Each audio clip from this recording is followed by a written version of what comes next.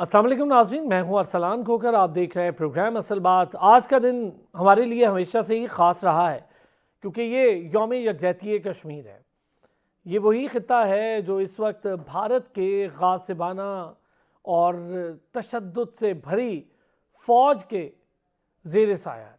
और जिस किस्म की वहाँ पर दहशत गर्दी भारत करवा रहा है, जिस किस्म की कत्लो गारतगिरी भारत ने मचा रखी, कोई एक दिन का वाक़या नहीं है। ये 70 से ज़ायद सालों पर मुहित मसला है। लेकिन वो आलमी बिरादरी जो बड़ी अमन की ख्वाहां है, जिसको ज़रा सी बात पर यूक्रेन की बड़ी तकलीफ़ उठती है, जिसको ग्रीनलैंड का नाम लेने पर बड़ी तकलीफ़ उठती है, वही आलमी बिरादरी जब मसला गज़ा का आता है तो नस्ल कुशी के बाद जागती है। वही आलमी बिरादरी जब कश्मीर को दुनिया की सबसे बड़ी जेल में बदल देते हैं तब भी नहीं जागती है। अक़वाम मुत्तहिदा का रोल, सालों से हम इस पर बात कर रहे हैं, शायद आगे आने वाले सालों में भी बात ही करते रहें, लेकिन बोर्ड ऑफ पीस जो बना गज़ा के लिए, उसके बाद एक उम्मीद सी जागी, जिसके बाद भारत को और इसराइल को बड़ी तकलीफ़ उठी थी कि पाकिस्तान वहाँ क्यों है। तो एक उम्मीद सी जागी कि शायद आगे चल के अब कश्मीर के मामले पर भी इसी किस्म का कोई बोर्ड बने और शायद ये मामला हल हो।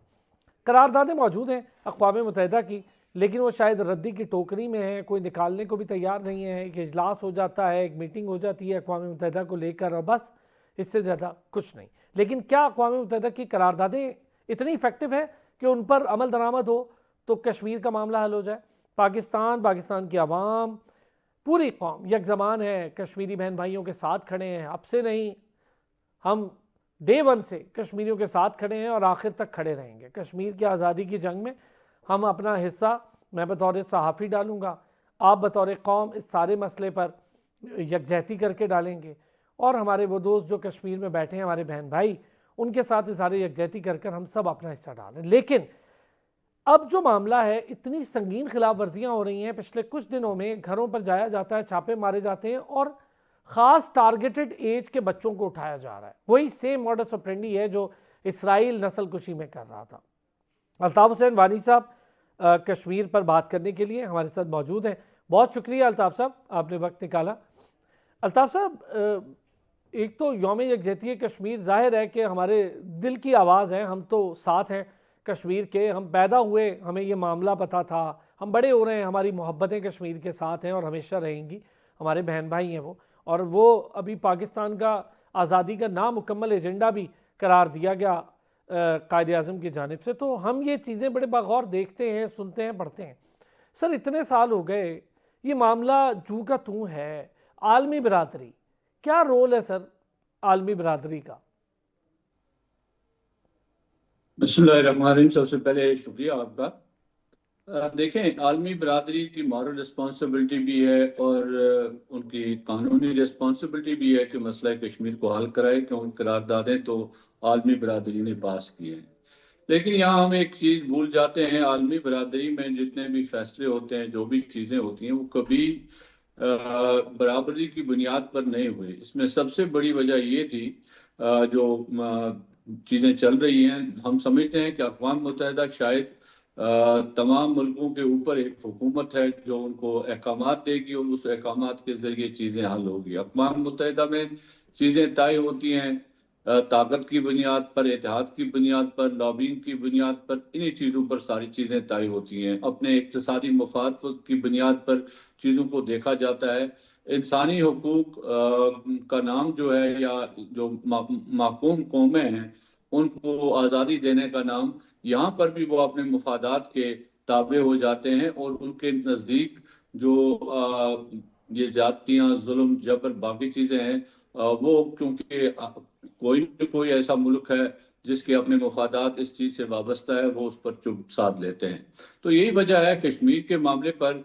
अगरचे मैं ये समझता हूँ कि आलमी बरादरी टोटल खामोश नहीं है। आलमी बरादरी में चूँकि इंसानी हकूक़ की तंजीमें आती हैं, सिविल सोसाइटी आती है, आलमी सिविल सोसाइटी और इंसानी हकूक़ की तंजीमें भरपूर अपना किरदार अदा करती हैं। उनका काम डॉक्यूमेंटेशन करना, रिपोर्टिंग करना, इस पर बात करना, वो हर जगह पाई जाती है, उसकी एविडेंस है। लेकिन जहाँ तक फैसला साजी का मामला है, वो यूनाइटेड नेशन सिक्योरिटी काउंसिल है जो किसी जगह पर किसी कोई, लेकिन वो चूंकि पिछले कोल्ड वॉर एरा से ही एक किस्म की एक पोलराइजेशन उसके अंदर है, वो अपने अपने मुफादात अपने अपने इत्तेहादात में लगे हुए हैं।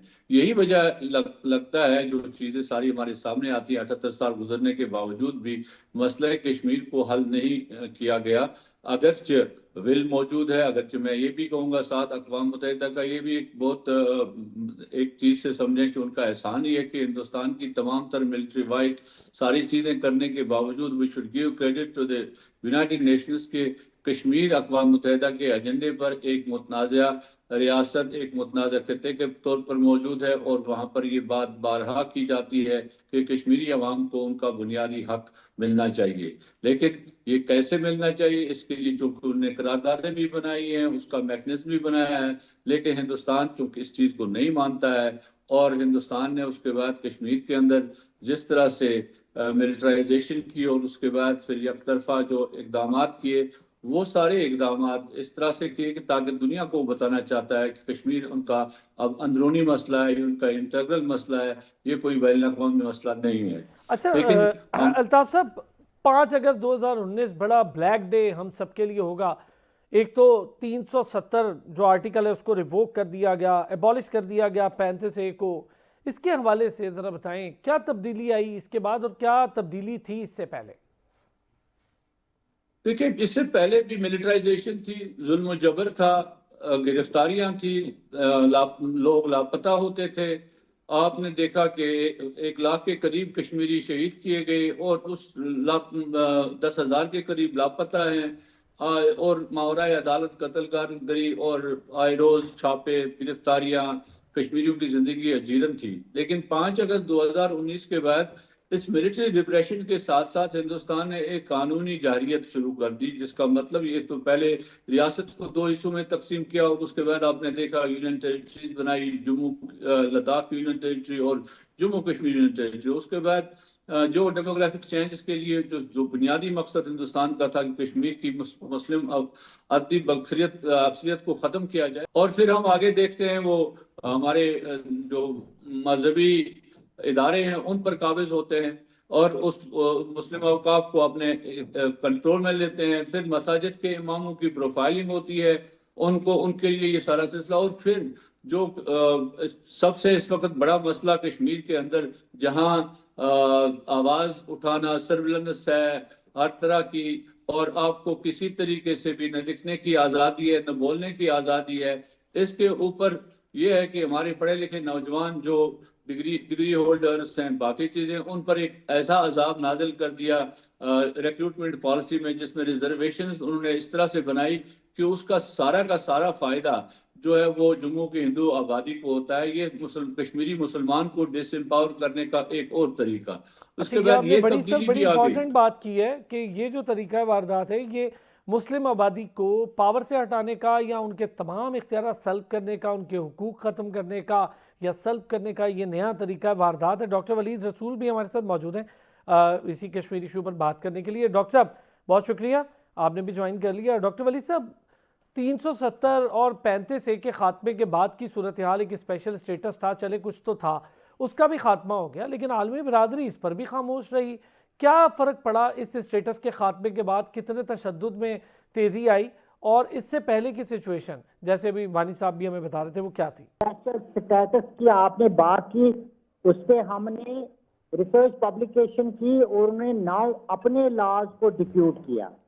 और अगर आप इंडियन कॉन्स्टिट्यूशन की आर्टिकल 21 की बात कर रहे हैं, उसको उन्होंने रिफ्यूट किया।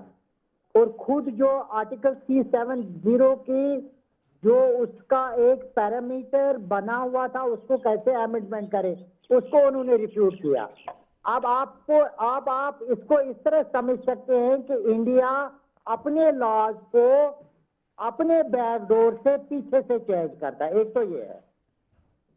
दूसरा, मजलूम जो होता है उसको जो माकूम, ये जो एग्रेसिव पावर है या जो इंडिया है, वो अपने मैकेनिज्म को कंसोलिडेट करता है और मजलूम पे मुख्तलिफ डायमेंशन पे प्रेशर टैक्टिक्स को लागू करता है। और चौथा जो उनका स्ट्रेटेजिक ऑब्जेक्टिव है कि डेमोग्राफिक शिफ्ट लाया जाए, वो उन्होंने काफी हद तक 9 लाख नई स्टेट सब्जेक्ट इशू की है। तीसरा, उन्होंने जो कश्मीरी मुसलमान को जो नौकरियां है उससे भी मार्जिनलाइज करने की कोशिश की है। जो टोटल डिस्ट्रिक्ट है मकबूजा कश्मीर में, उसमें आप इस वक्त देखेंगे कि कश्मीरी जो मुसलमान है कितने डिप्टी कमिश्नर है, कितने कमिश्नर है, और सेक्रेटरीट में डीजी और सेक्रेटरी लेवल के कितने ऑफिसर्स हैं, और उसके बाद जो जुडिशरी है उसमें जो सीनियर जज है, चाहे वो सेशन जज है या हाईकोर्ट के जज है, तो उसमें मुसलमानों को कितना चेयरमैन है। और ये जो वॉर है ये इंडिया ने मल्टी फ्रंट पे ले गया डिसाइड स्किलिंग, और ये जो फेज है ये बहुत हॉरिबल है। अब आपका सवाल है कि इंटरनेशनल कम्युनिटी क्या कर रही है। इंटरनेशनल कम्युनिटी के पास हम जो डाटा पेश करते हैं मुख्तलिफ फोरम्स के थ्रू, उसमें पाकिस्तान और पाकिस्तान के साथ जो उनके दोस्त ममालिक है, हम चाहते हैं कि हम इससे कोशिश भी करते हैं कि यूएनजीसी से या यूएन ह्यूमन राइट्स के हवाले से के ह्यूमन राइट्स के फ्रंट पे एक करारदाद लाई जाए। तो उसमें आप देखें कि ज़र्ब आज़म के बाद, मई के बाद पाकिस्तान का जो इंटरनेशनल प्रोफाइल है वो बहुत ज़्यादा बढ़ गया है, और जियो पॉलिटिक्स और जियो स्ट्रेटजी में पाकिस्तान का एक रोल बन रहा है। इस वक्त पाकिस्तान यूएन सिक्योरिटी काउंसिल का मेंबर भी है, और 1 जनवरी से यूएन ह्यूमन राइट्स काउंसिल का भी मेंबर है। और चूंकि state is unit of analysis, internationally state को मसले कश्मीर, मुकदमे कश्मीर पुश कर रहा है। उसमें जो हम सिविल सोसाइटी का रोल है, हमारा काम है ऑथेंटिक प्राइमरी डाटा पेश करना, और हमें जाहिर सी बात है जो कौमें आज़ादी की जद्दोजहद करती है उनको ह्यूज कॉस्ट देना पड़ता है, और मकबूजा कश्मीर की आवाम ह्यूज कॉस्ट देता है। बाकी इंटरेस्ट की बात है, किस मुल्क को किस मुल्क के साथ क्या इंटरेस्ट है। और जब आप ह्यूमन राइट्स की बात कर रहे हैं उसमें भी इंटरेस्ट, इकोनॉमिक इंटरेस्ट सरपास करता है। अभी आप देखें कि ट्रम्प जो इंडिया के खिलाफ कितनी चीजें बातें करता है, अब इंटरेस्ट मिल गया, उसने टैरिफ को नीचे लाया और पाकिस्तान से भी कम 1% कर रहा है। और ये जो जियो पॉलिटिक्स है इसकी कोरिलेशन है जियो इकोनॉमिक्स के साथ। वो स्टेट जिसका इंटरेस्ट है, इकोनॉमिक इंटरेस्ट है इंडिया के साथ, उधर एक मजलूम कौम को आवाज की स्पेस बनने के लिए बहुत सारे एफर्ट्स की जरूरत है, लेकिन हमेशा सच जो है वो ओवरकम करता है उस चीज को जिसको आपको फौज के बलबूते पे लागू करना पड़ता है। इस वक्त मकबूजा कश्मीर में भारत जो है वो अवाम का सपोर्ट खो चुका है। सर मामला ये है कि वहां पर कुछ लीडरशिप भी ऐसी है जो भारत नवाज है, और उसके हवाले से भी जरा जानना चाहूंगा मैं अल्ताफ साहब, उसके बारे में कश्मीरी क्या सोचते हैं, उनके हवाले से कश्मीरियों की क्या सोच है। वो एक ही खानदान है, आप सब जानते हैं उसको, और दूसरा आबादी का जो तनासुब तब्दील किया जा रहा है, ये इससे क्या तब्दील हो रहा है? देखिए, आबादी के तनासुब से ही सारी चीज़ें तब्दील हो रही हैं। हमारी आइडेंटिटी तहलील हो रही है, हमारी शनाख्त तहलील हो रही है, हमारी सकाफत तहलील हो रही है। ये तो सारा बुनियादी मकसद ही उनका ये था। जहाँ तक वहाँ की लीडरशिप जो हिंदुस्तान नवाज है, जो उनके साथ इलेक्शन, वो आप खुद कह रहे हैं, आप जो वज़ीर आला इस वक्त है सो कॉल्ड उमर अब्दुल्ला, उसके बयानात खुद हैं जो देखते हैं कि कश्मीर के अंदर, आज असेंबली में भी देख रहा था, असेंबली मेंबरान बोल रहे थे कि उनको हक नहीं है इन असेंबली मेंबरों को गिरफ्तार करने का। मलिक महराज एक असेंबली मेंबर है, इंजीनियर रशीद पार्लियामेंट का मेंबर है, वो भी बंद है। तो ये जो वो हिंदुस्तान नवाज है, उन्होंने उनके आइन पर दस्तखत किए हैं, लेकिन उसके बावजूद वो अंदर हैं क्योंकि वो आवाज उठाते हैं मजलूम की। अगर किसी को गिरफ्तार किया जाता है, अगर किसी के हुकूक सलब किए जाते हैं, तो हिंदुस्तान की जो हिंदुस्तान नवाज लीडरशिप है वो खुद परेशान है, वो खुद इस नतीजे पर पहुंच गई है, और कश्मीरी अवाम उनको किसी तरह की खातिरदारी में नहीं लाते हैं। ये जो इंतखाबात हुए उनमें उनको वोट मिला, वो इसीलिए लेसर एवल के तौर पर, क्योंकि बीजेपी चाहती थी कि उनका वज़ीर आला आ जाए, वो कश्मीर में हुकूमत करें ताकि वो उस हुकूमत को हुक्मरान बनाए वहां पर।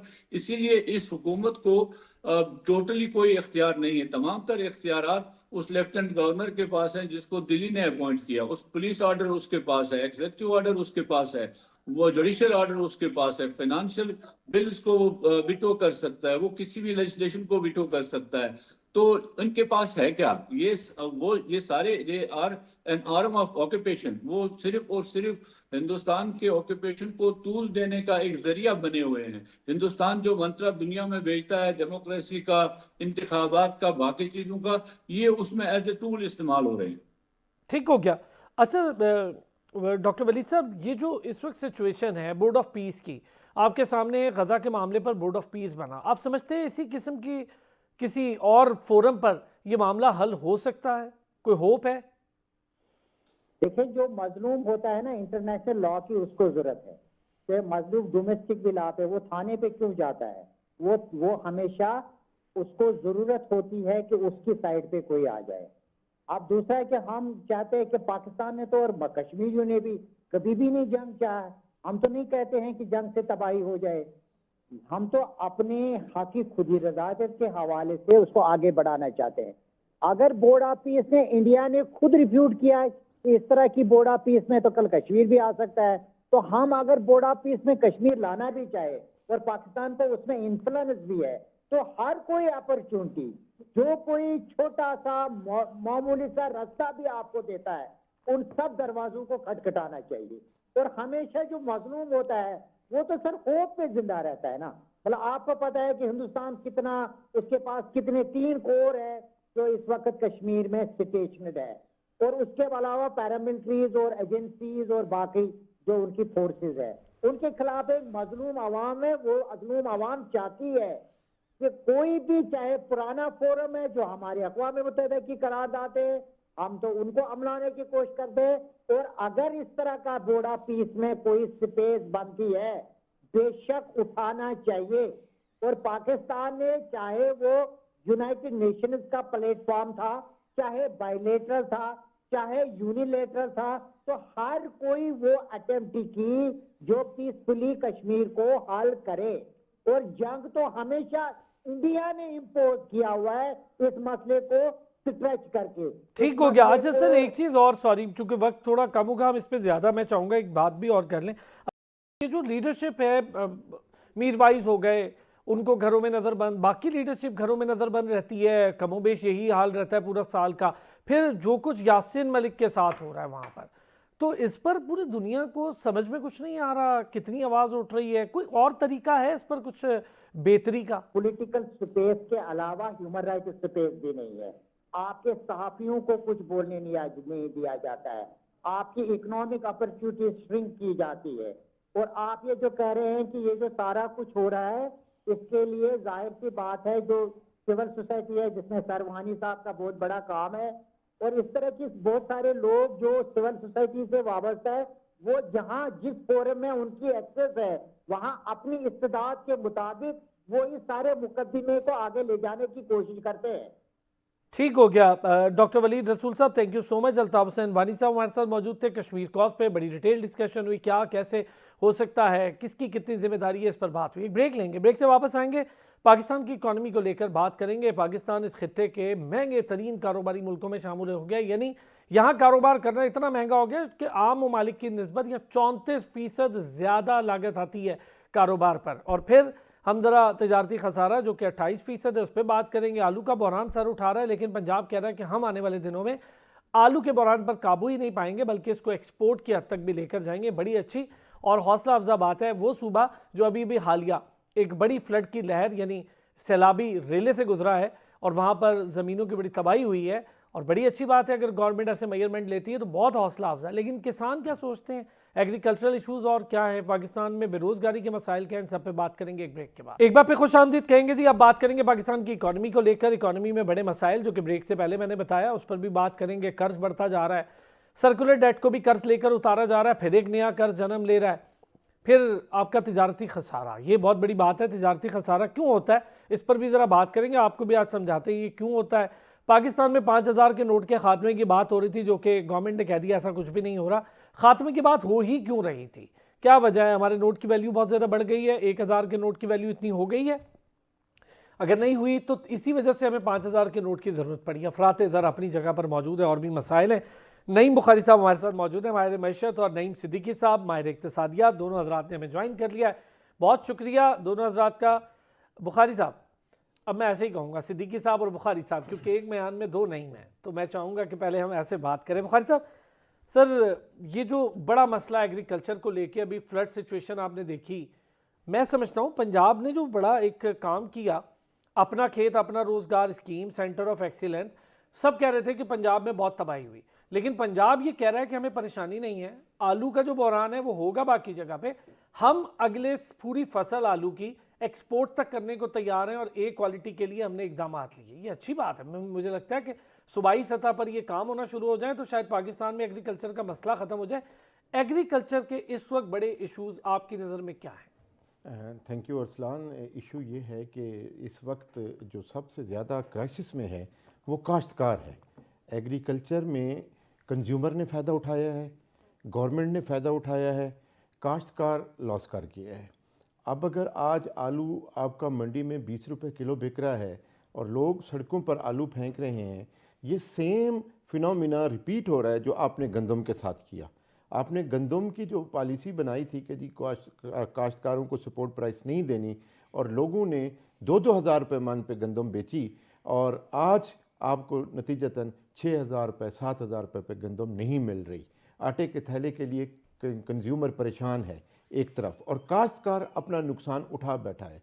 हुकूमत ने भी अपनी तरफ से कोई सपोर्ट प्राइस ना देने का ऐलान करके काश्तकार को लावारिस छोड़ दिया। अब वही गंदम इस साल काश्तकार ने काश्त करने से इनकार किया। अब आपका जो रकबा है वो पिछले साल से 25% कम है जो अब काश्त हुआ है, तो नया गंदम का बहरान सर उठाए खड़ा है। अच्छा, दूसरा, हम तो आलू के बहरान से नहीं हो रहे, तो इधर गंदम आलू का बहरान जो है वो अपनी जगह पर, आलू में भी काश्तकारों ने लूज़ किया है, ना गवर्नमेंट ने लूज़ किया है, ना कंज्यूमर ने लूज़ किया है। और इसी तरह बहुत सारी फसलें ऐसी हैं जिसमें इंडस्ट्रियलिस्ट सरमायाकार फ़ायदा उठा लेता है, आढ़ती फ़ायदा उठा लेता है, मिडिल मैन फ़ायदा उठा लेता है। जैसे गन्ने की फसल है आपकी, उसमें शुगर मिलों ने बेतहाशा फ़ायदा उठाया है, और आप यकीन कीजिएगा कि कुछ अर्से बाद आपको यही कहा जाएगा कि भी चीनी महंगी हो गई क्योंकि गन्ना महंगा हो गया था। हालांकि गन्ने के पिछले साल के रेट्स भी अभी तक काश्तकार को नहीं मिल रहे, और काश्तकार उस पर भी डिसअपॉइंटेड है कि भी क्या किया जाए सूरत हाल। और गवर्नमेंट की तरफ से कोई कम्बैट स्ट्रेटजी मौजूद नहीं है कि जिसमें कहा जाए कि ये काश्तकारों के पीछे खड़ी है गवर्नमेंट, और उनका जितना भी लॉस हो रहा है वो गवर्नमेंट कहीं ना कहीं से पूरा करने के लिए तैयार है। देखें, जब आप लोगों को ज़मीन देते हैं काश्त करने के लिए, तो आप उनको सिर्फ ज़मीन ही तो इनपुट नहीं है ना, आप खाद, बीज, काश्तकारी, डीजल, वो सारी चीज़ें आपको देनी पड़ती हैं कि जो कि एक फसल को उगाने के लिए ज़रूरत होती हैं। जब आप तमाम इनपुट्स नहीं देंगे, और इनपुट्स बाज़ार में आपको ब्लैक में मिलेंगे, जैसे आपको खाद ब्लैक में मिलेगी, आपको डीजल ब्लैक में मिलेगा, आपको बीज ब्लैक में मिलेगा, या क्वालिटेटिव बीज नहीं मिलेगा। जैसे कपास का आपको बीज नहीं मिलता, कपास की आधी फसल आपकी सफ़ेद मक्खी की वजह से तबाह हो जाती है। आप एक वक्त में पाकिस्तान में सबसे बड़े एक्सपोर्टर थे एशिया में कपास के, आज आप पाकिस्तान तीसरे चौथे नंबर पे चला गया एशिया में जनाब कपास की एक्सपोर्ट में। अब आप अपने आप को कहाँ खड़ा करते हैं? आपका इन्फ्लेशन बढ़ता जा रहा है, आपकी अनएम्प्लॉयमेंट बढ़ती जा रही है, आपके हर इकोनॉमिक इंडिकेटर आपका डिक्लाइन शो कर रहा है, फिर भी आप कहते हैं जी वी आर द स्टेबल। तो ऐसी फ्रेजाइल स्टेबिलिटी जो होती है कि जो कि हर वक्त अनसर्टेन हो। सर मैं इस पे आज आप लोगों से ना पॉलिसी पे भी बात करूंगा, मैं ओवरऑल की बात करूंगा, किसी एक शोबे को लेकर नहीं। नईम सिद्दीकी साहब, सर यही बड़ा मसला है आलू का बहरान। बुखारी साहब कह रहे हैं जी आलू से भी बड़ा बहरान आपका गंदम का है, एक बार फिर सर उठाने लगा है। बात ये है कि हमेशा से हम ये बातें करते हैं, अभी जैसे बात करें कि 2200-2300 रुपये में गंदम खरीदी काश्तकार से, और उनको गंदम कोई थोड़ी बहुत स्टॉक भी नहीं करने दी, और आज गंदम जो है 5,000 रुपये में नापैद है। तो इसमें किसका कसूर है? क्या कोई मिडिल मैन कमा रहा है? क्या कोई जो डिस्ट्रीब्यूटर कमा रहा है, क्या कोई स्टॉकिस्ट कमा रहा है। तो ये गवर्नमेंट की पॉलिसीज की मैं समझता हूँ बहुत बड़ी नाकामी है। और हम हमेशा जब भी आपका प्रोग्राम होता है यही बात करते हैं कि पिछले साल या पिछले सालों में जो शॉर्ट कमिंग्स हैं उसको अगले सालों में कैसे पूरा कर सकते हैं। अब लास्ट ईयर बड़ी बम्पर क्रॉप्स हुई लेकिन काश्तकार का माल नहीं बिका। इस दफ़ा काश्तकार ने गंदम को बेचना बंद कर दिया तो गंदम की शॉर्टेज हो जाएगी। इसी तरह आलू आपको देखो, आपका तकरीबन 30 लाख टन जो आलू है वो इस दफ़ा सरप्लस होगा, क्योंकि आपकी इस वक्त सेंट्रल एशिया में एक्सपोर्ट जो है वो नहीं हो रही ड्यू टू बॉर्डर की वजह से। और इसी तरह आपका जो फल है इस वक्त खासतौर पर पर्टिकुलरली सिट्रस जो है वो इस वक्त काफ़ी ज़्यादा सरप्लस में मौजूद है, उसकी भी एक्सपोर्ट नहीं हो रही, क्योंकि जो अपना खुश्की के रूट्स हैं या रोड लिंक्स जो हैं उससे एक तो फ्रेश माल पहुंच जाता है जल्दी, और दूसरा ये है कि टाइम की बहुत बचत होती है। लेकिन अब इस वक्त सूरत ये है कि हमें कोई ना कोई एक लॉन्ग टर्म एग्रीकल्चर पॉलिसी लेके आना होगी, क्योंकि हम देखें एग्रीकल्चर बेस कंट्री है। अभी जैसे बात हो रही थी कि इस वक्त एक वक्त हम दुनिया में one of the biggest producer of cotton थे। 15 मिलियन बेल्स जो है ना हम प्रोड्यूस करते थे, आज हम 4 और 5 के दरमियान में आ गए हैं। और अभी आपने सर ये सुना कहा है करें, अब हम बाहर से मंगवाते हैं, अब हमें बाहर आपने से देखा मंगवाने की जरूरत पड़ती है। अब गवर्नमेंट ने अभी कुछ आपने देखा शुगर पे जो है ना डी रेगुलेशन का ऐलान किया है। तो अभी आप देखेंगे कि अगले 10 सालों में जितने एरिया में कॉटन लग रही है वहाँ पे गन्ना लगना शुरू हो जाएगा, क्योंकि कॉटन एक बड़ी सेंसिटिव है, उसका बड़ा ख्याल रखना पड़ता है, कीमती फसल है। गन्ने के लिए आपको इतने ज़्यादा ख्याल की ज़रूरत नहीं है, इतनी उसकी आपको एहतियात की ज़रूरत नहीं होती। तो बेसिकली देखना ये है कि जब तक आपने पिछले सालों में हर वो एरिया जो कि फर्टाइल था कॉटन जहाँ पे क्रॉप लगती थी वहाँ शुगर मिलें लगाने के बाद वहाँ पे आपने कॉटन ख़त्म कर दी। आप देखिए इस वक्त उज़्बेकिस्तान जो है उसके प्रेसिडेंट शायद आज पाकिस्तान आ रहे हैं, वो इस वक्त 4th largest producer of cotton है। उन्होंने टेक्सटाइल मिलें इतनी लगा ली है। अभी एक वफद आया हुआ था, उन्होंने कहा कि जी हमारे पास 29 टेक्सटाइल मिलें लीज के लिए रेडी पड़ी हुई हैं, आप आए हम आपको लीज करते हैं, वहाँ पे लॉन्ग टर्म लीज करते हैं। तो किस तरफ हम जा रहे हैं। अभी अब देखें कजाकिस्तान के प्रेसिडेंट आए हुए थे, उनके साथ भी एक बड़ी डेवलपिंग और रिच इकोनॉमी है सेंट्रल एशिया की।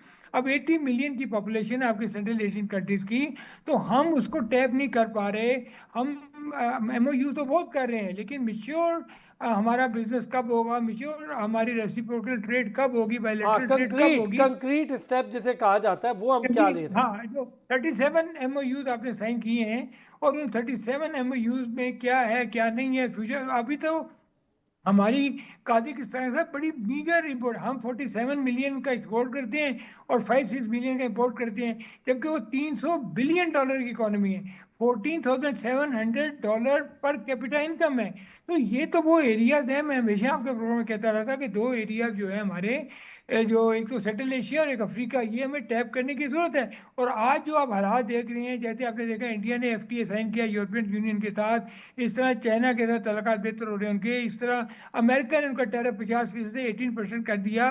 तो हमें तो रीजनल इकोनॉमिक चैलेंजेस बहुत हैं। और अच्छा, आगे इसमें आने चूंकि वाली आज दुनिया, थोड़ी डिटेल मैंने आप लोगों से 3-4 पहलुओं पर बात करनी है। एक तो जरा हम इसको लें, अगर पंजाब 2.5 एकड़ जमीन मुफ्त देने जा रहा है नए मंसूबे के ऐलान के साथ, जो आवाम को मिलेगी, ये एक अच्छी बात है। आलू और किन्नू इसकी बरामदात की भी इजाज़त मिल रही है, ये भी अच्छी बात है।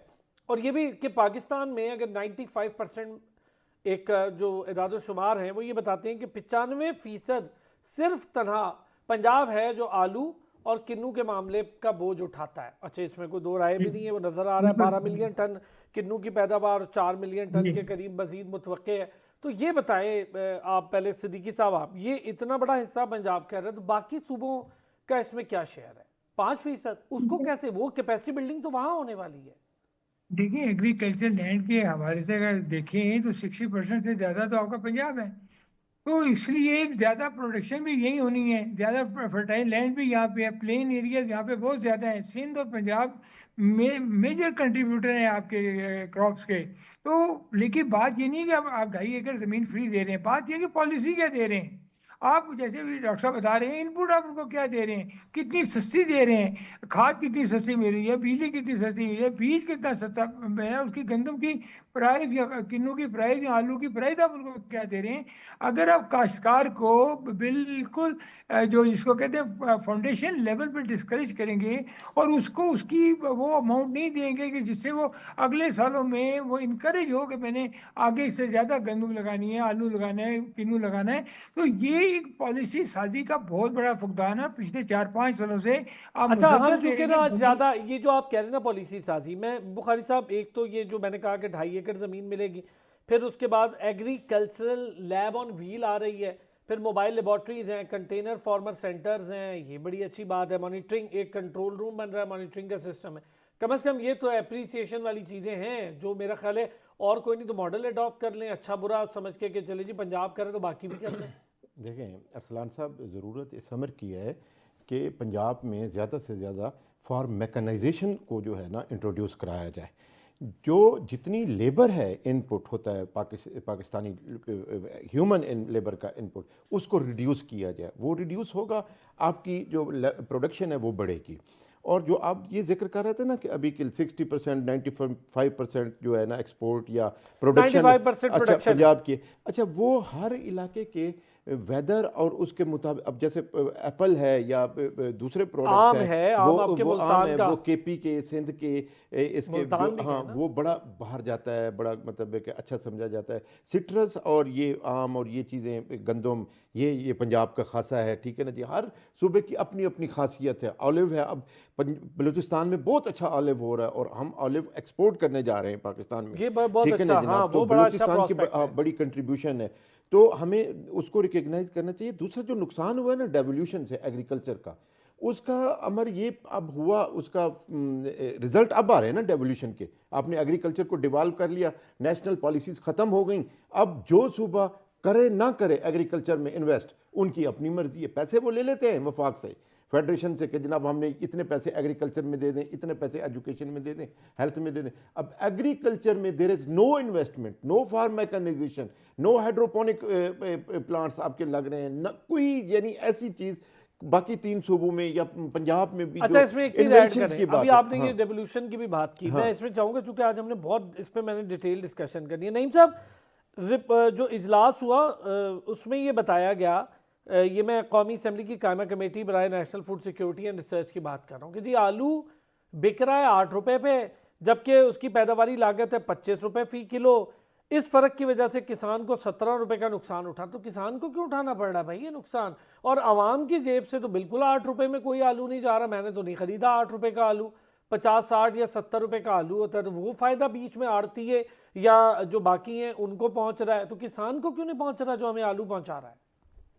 देखिए, यही बात मैंने पहले भी की कि जो किसान है वो जो इनिशियल लेवल पे जो ग्रोअर है उसका तो आप सत्यानाश कर रहे हैं। उसको तो आप उसकी प्राइस दे ही नहीं रहे, जबकि सारी उसने जो जो इनपुट्स हैं, चाहे डीजल है, चाहे बीज है, चाहे खाद है, चाहे पानी भी वो खरीदता है अगर सारा, तो उसकी पेमेंट उसने करनी होती है फसल को बेचने के बाद। लेकिन अगर उसकी फसल में जैसे इस दफ़ा आलू आपका सरप्लस है, अगर वो नहीं बिकता और मार्केट में आपको 10 रुपये 15 रुपये में आलू मिल रहा है, जबकि कॉस्ट अगर 20-25 रुपये है, तो मुझे ये बताएं कि आइंदा सालों में क्या होगा। आपकी लोकल इन्फ्लेशन जो है वो कहाँ जाएगी, आपकी बाइंग पावर खत्म हो जाएगी। वो किसान के पास अगले साल के लिए कुछ ऐसा नहीं होगा कि जिसके ऊपर वो इनकरेज हो।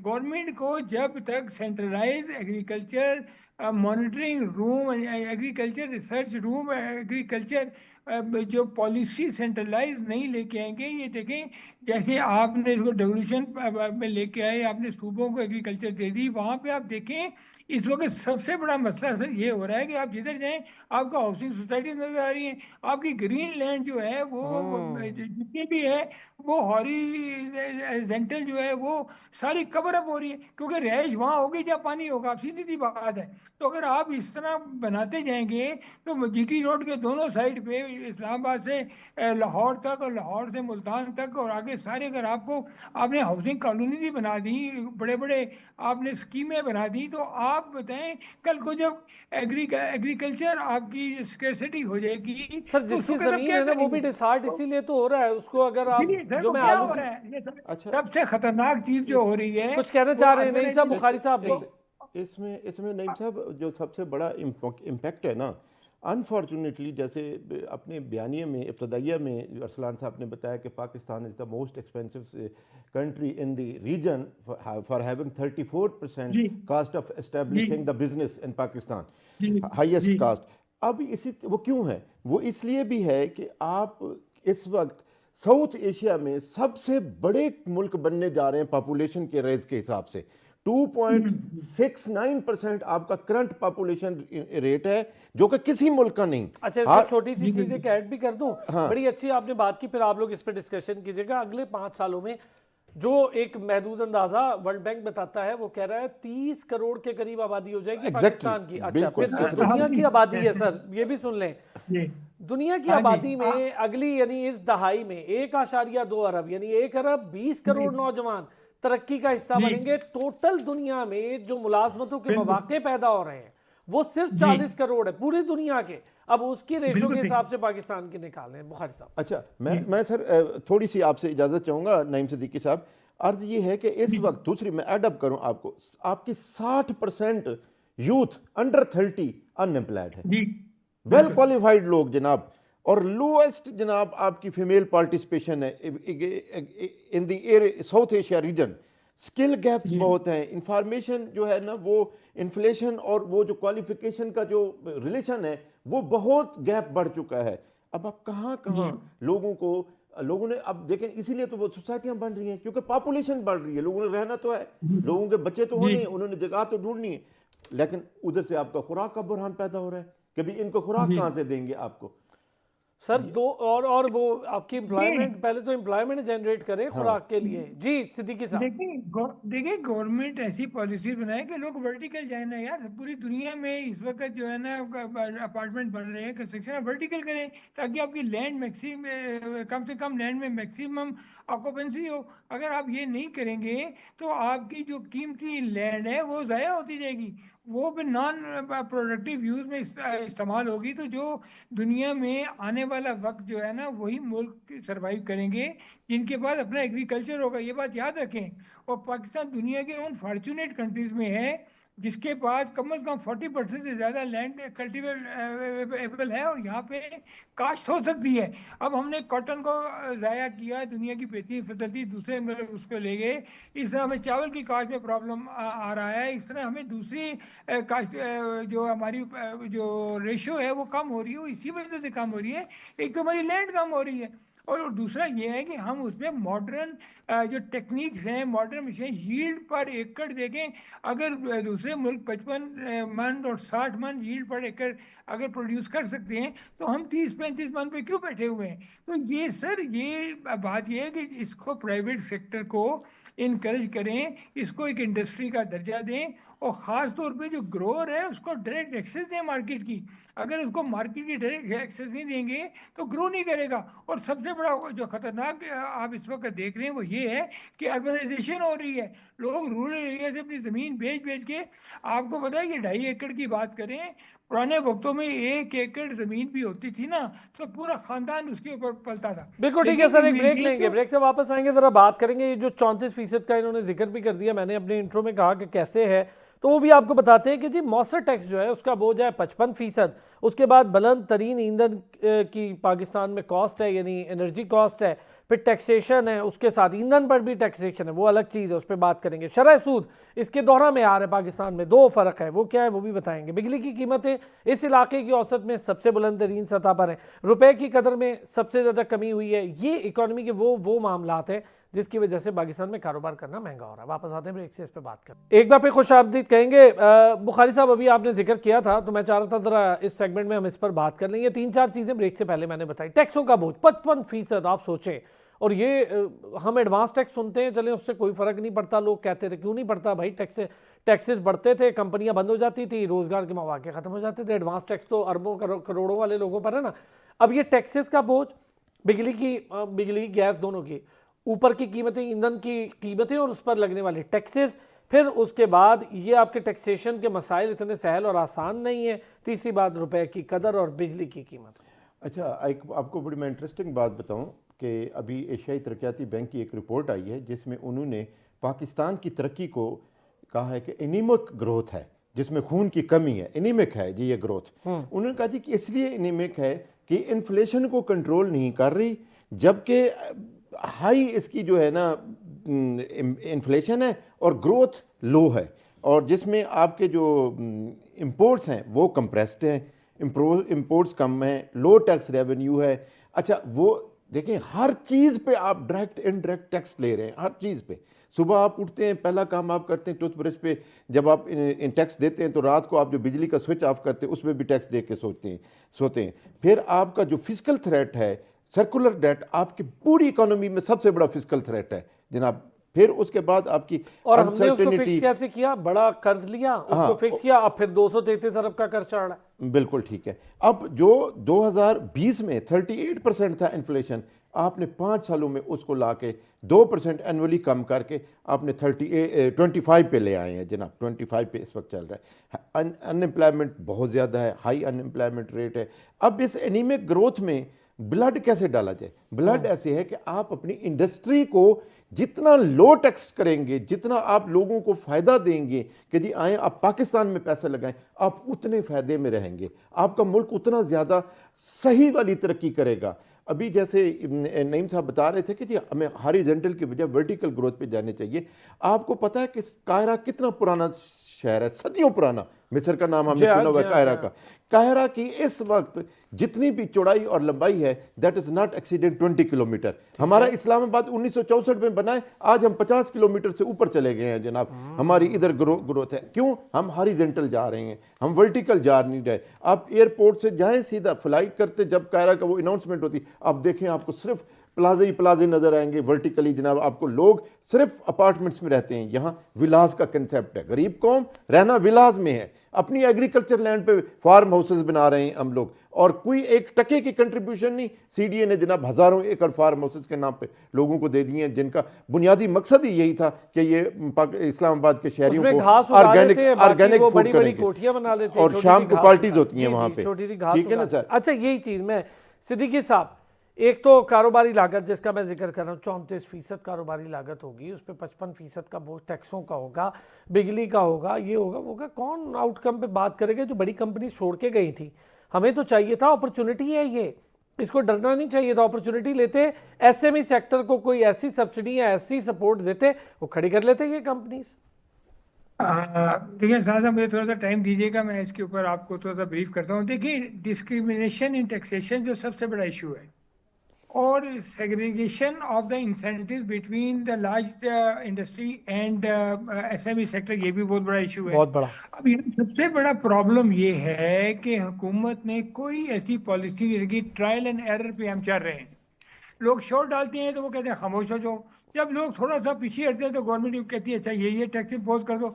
अभी आप देखें कि सुपर टैक्स का एक फैसला हुआ है, 340 बिलियन रुपीस जो है वो अन फन जो है ना बिजनेस कम्युनिटी के अकाउंट से निकल जाएगा। आप बताएंगे बिजनेसमैन के पास सबसे बड़ी चीज इंपॉर्टेंट क्या होती है? Cash flow. उसने माल उधार बेचना होता है, पैसे बाद में आते हैं, उधार खरीदना होता है, पेमेंट करनी होती है, तो अपने कैश फ्लो को मैनेज करता है। बैंक आपके सारे जो है ना इस वक्त बेस्ट परफॉर्मिंग जो इंडस्ट्री है ना, वो आप सर्विस से मैं उसको बेस्ट परफॉर्मिंग सर्विस इंडस्ट्री इस वक्त बैंक है। आपकी स्टॉक एक्सचेंज जो है वो बैंकों के बलबूते पर इस वक्त 2 लाख पॉइंट को टच कर रही है।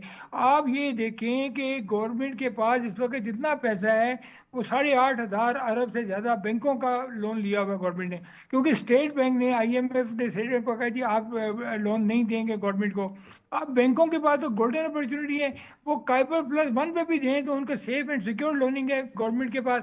अब प्राइवेट सेक्टर जब बैंक के पास सर ये भी बताएं ना, तो ये जो काइबर प्लस और काइबर लोन्स की आप बात कर रहे हैं, इसमें कमी वाकई हुई है ही नहीं, कंपनियां ले नहीं रही। ये अभी तो 10.5% पे आया है, लेकिन बात ये है सर, देखें सर लेने वाले ही नहीं है, लेने वाले नहीं है, हाँ, ये कह रहा हूँ। लेने वाले नहीं, बैंक अभी भी नहीं देते। बैंक ने अपने आप को बहुत सिक्योर किया हुआ है। आप 2 करोड़ की गाड़ी खरीदे, 3 करोड़ की गाड़ी खरीदे, या आप 50 लाख की गाड़ी खरीदे, बैंक आपको 30 लाख से ज्यादा लोन देते ही नहीं है। इसके बाद जब इंडस्ट्री के लिए लोन लेने जाते हैं तो उसकी इतनी मुश्किलात हैं जिसकी कोई इंतहा नहीं। बिल्कुल अब ठीक बात यह है कि बिजली आपकी महंगी है, ईज ऑफ डूइंग बिजनेस आपका इस वक्त मसला बना हुआ है, इंटरनेशनल चैलेंजेस आपके बहुत आते हैं, रीजनल चैलेंजेस आपके पास बहुत हैं, कंपेटिटिवनेस आपकी खत्म हो रही है। लोग अब आपके कहते जी 105 मिलें बंद होगी, बंद पूछे कि वो बंद क्यों हुई हैं। एक तो बंद इसलिए हुई है कि कॉस्ट ऑफ मैन्युफैक्चरिंग बहुत हाई होगी है, दूसरी बात यह है कि कोई अपनी मिल को अपग्रेड करने को तैयार नहीं है, नई मशीनरी मंगाने को तैयार नहीं है। अब ये सुपर टैक्स लगने के बाद आप पे टैक्स की रेट 39% हो गया है। जब इसको टोटल EOBI डालते हैं, आप WFF डालते हैं, आपका 60% ऊपर टैक्सेशन चली जाती है। आप मुझे बताएं कि अभी देखें यहाँ ये हालात यानी हैं आपका ये कि कहना है कोई 100 रुपया कमाए तो 60 रुपए दे दे, हाँ, जो 100 रुपया कमाते हैं मतलब उसमें 20-25 रुपए तो वैसे तनख्वाहों पे लग जाएं, 15 रुपए आपके ऑफिस एक्सपेंसेस पे लग जाए तो वो जेब से डालें। जेब से मुझे डाल के दे। मुझे छोटे बिजनेस की कोई फिजिबिलिटी बना के दे दें, मैं बड़े बिजनेस की बात ही नहीं करता। आप छोटे स्मॉल सेक्टर SME सेक्टर में भी कोई मुझे SME सेक्टर की बिजली महंगी है, उसको तो 4 पैसे बिजली सस्ती नहीं मिलेगी, वो तो लाइट में अच्छा सर चले, ये तो बड़ी बड़ी आपने खतरनाक बातें की ना। मैं एक चीज, एक सर छोटी सी गुजारिश सुन ले सिद्दीकी साहब, मैं बुखारी साहब आप इसमें चलें, हमने इतनी सारा डिस्कशन, होप है कोई, मुझे प्लीज़ कोई होप वाली बात भी बताएं ना। जी होप बिल्कुल है, बिल्कुल है होप। अगर आप अपनी स्ट्रक्चरल वीकनेसेस पे काबू पा लें, आप एक फैसला कर लें कि जी हमने कोई सिफारिश नहीं माननी। ये FBR सिस्टम क्यों नहीं ठीक करते आज नहीं देखे ना, आज चेयरमैन आप FBR का बयान देख ले अखबार में, आज के अखबार में है, उसने कहा जी मैं 8 से 10 ऐसे सिफारिशों के नाम बता सकता हूं जिन्होंने मुझे लोगों का कहा है कि इन सब के टैक्स कम कर दो। मैं नहीं कर सकता टैक्स कम, लेकिन मेरे ऊपर बहुत प्रेशर है, और हो सकता है कि मैं आपको आज ये खबर दे दूं कि वो चंद हफ्तों के अंदर रिज़ाइन कर दें कि मेरे ऊपर बहुत प्रेशर है सिफारिशों का, मैं टैक्स नहीं कम कर सकता। अब जिस मुल्क में चेयरमैन FBR बेबस हो, आप उस मुल्क में स्ट्रक्चरल वीकनेसेस ख़त्म कर सकते हैं। स्ट्रक्चरल वीकनेसेस में आपने टैक्स नेट बढ़ाना है, आपने सिर्फ ये है कि मुझे और आपको जो गरीब लोग हैं, लोअर मिडिल क्लास हैं, जिन्होंने वाइट कलर रहकर ज़िंदगी गुजारनी है, उनसे तो टैक्स नहीं लेना ना, अशराफिया से टैक्स लेना है। अशराफिया से भी टैक्स का उल्टा हो रहा है सर, टैक्स दे ही सैलरीड तबका रहा है। हाँ अच्छा, और अशराफिया से भी टैक्स लें तो मुतवाज़िन टैक्स लें। ये ना हो कि अशराफिया की भी चीखें उठ रहे हैं, गरीब पहले चीख रहा है तो आपके पास टैक्स वाला देने वाला ही कोई ना हो, तो मुल्क को तबाही की तरफ ले जाने की बजाय आप स्ट्रक्चरल वीकनेसेस को कंट्रोल करें। स्ट्रक्चरल वीकनेस, जी सिद्दीकी साहब जल्दी से।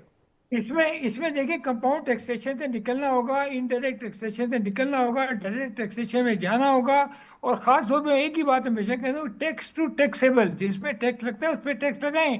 आप जो सेक्टर्स आपने एग्जेम्प्ट किए हुए हैं उन पर भी टैक्सेशन लगाएं।